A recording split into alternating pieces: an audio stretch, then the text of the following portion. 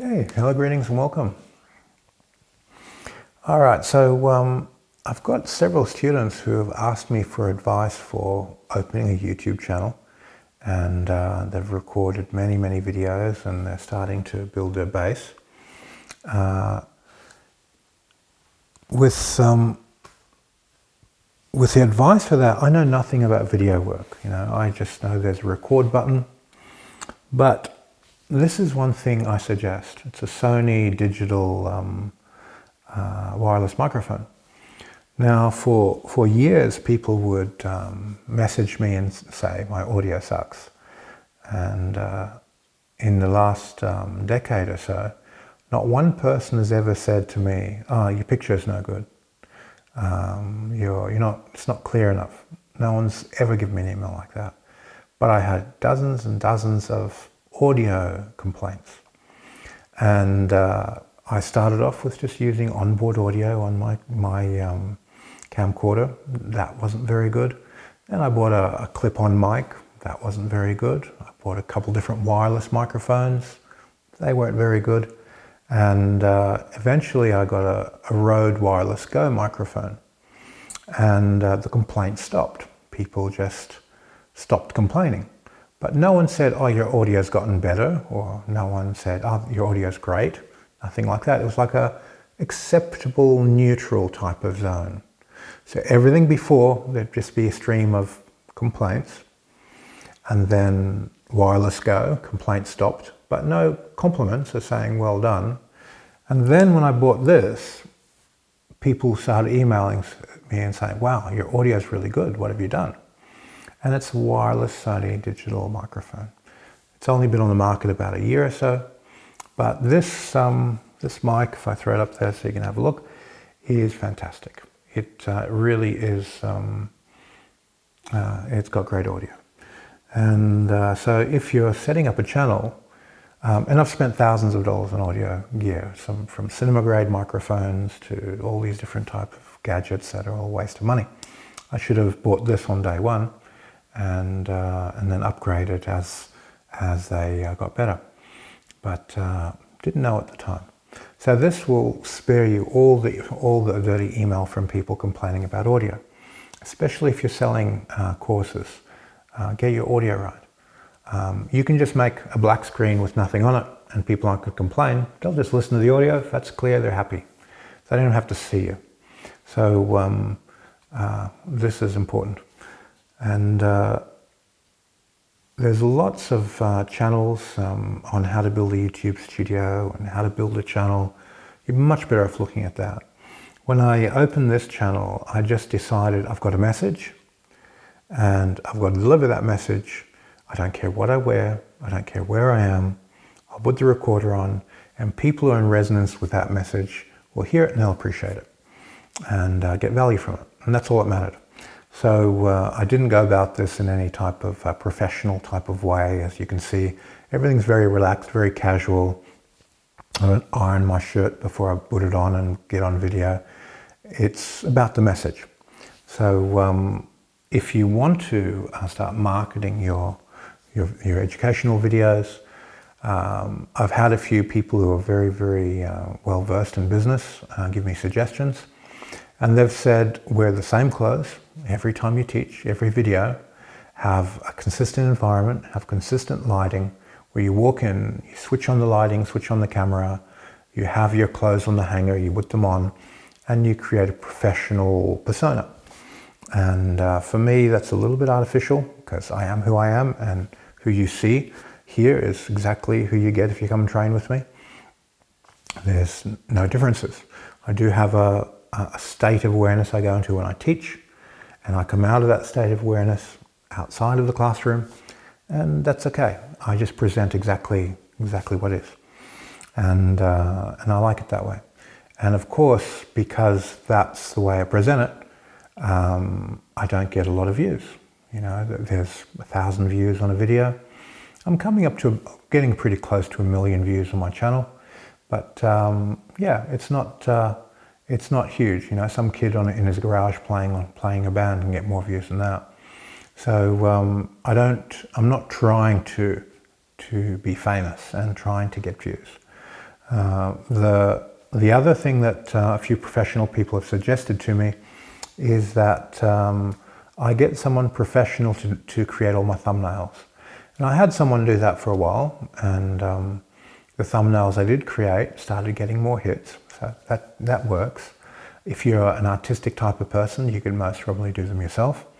But that's the one area it might be worth spending some money on, getting an artist to create your thumbnails, because they seem to get a lot more attention. If there's a nice thumbnail, people are going to click on it. But sorry I couldn't be more help with your helping you guys set up your own channels. And by the way, every video that I have on Vimeo, the content, it's not copyrighted from a knowledge level. So you can replicate every video and teach the same information and make your own courses, present it in your way, of course, and it's not copyrighted. That's for people to learn and share. That's why I put it there. That's why all these YouTube videos here, so that people can benefit from it. So anything you've learned from me, whether it's in a class, whether it's on the Vimeo course, make your own video, present it in a way that you feel is suitable. Of course, you want to have a understanding of the information. You want to train it, practice it before you share it with people. There's no NDA agreement on training with me. That would be silly. If you train with an open heart, everything, you just give it, and you hope the next generation can benefit from it.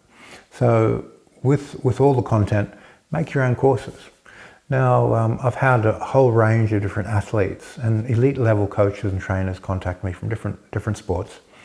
And what I've suggested to them is to take the outline of the initiation text, overlap it onto their sport. So all the visualization exercises are exercises related to mastering the sport. All the energy breathing exercises are put into the mechanics of the sport, and so forth. Now, about 50% of the text can be overlaid directly into the training of that sport. And then what's in the Qigong course, you learn the body mechanics, all the torquing, compressing, condensing methods, and then you can create an internal way of training that particular sport. So this gives you all the tools you need for the metaphysical principles to overlap into the physical principles of the sport, for the two to fuse together. So that works incredibly well. And you don't have to mention in any way, shape or form hermetics. Just simply observing the rising, falling wave thought. Exercise 1. You're swinging a golf club. As you swing, you observe your mental state, you observe your feeling state, and observe your mechanical state as you swing the club. And you generate a personality of the observer, regulating the conditions of the mind through observing, regulating conditions of feeling through observing, regulating conditions and perfect swing as you swing the golf club. So this observing mind, the more it separates from all these layers, the more it sees. So step 1 mental training that Barden teaches as sitting exercise is overlaid directly onto every sport. It's that part of you that sees what is and can make it better. And every exercise can be incorporated in this way. Well, not every, almost. You know, we don't need to be making wax dolls and putting our sperm and blood into it and charging with energy to be a PGA professional. That might work for you, but it's not necessary. But there's some exercises that are really synchronistic, and other exercises you've got to adjust and figure out a way to angle them in to your sport. Okay, so this video is really things that are generally off topic from my usual stuff, as is my last video on the Vimeo channel, is some suggestions. If you see something that I can clearly improve, I'm very open to suggestions on improvement.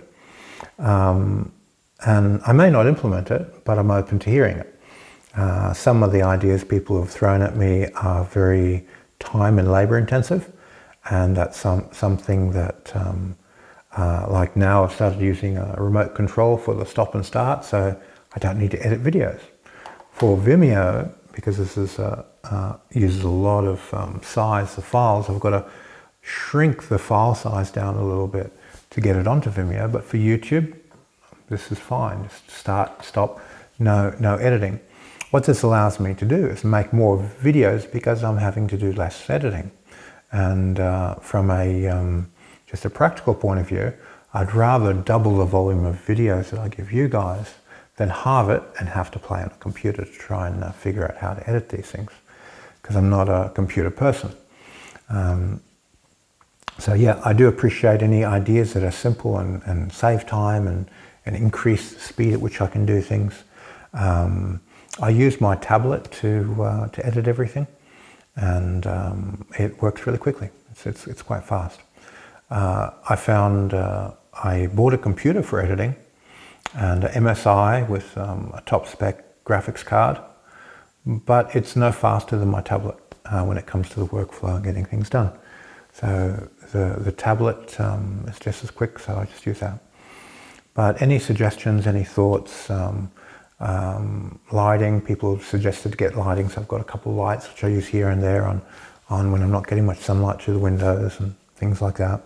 That was a suggestion, to put the soundboards up to get rid of the echo, so we did that. Most of what you see around here is suggestions. All these sound panels are what people suggested, so I've implemented them, and that's appreciated. Thank you for that advice, because everything's sounding better because of that, and the picture's better. Suggestions on which camera to buy, I follow those suggestions, and yeah, I'm very happy with it.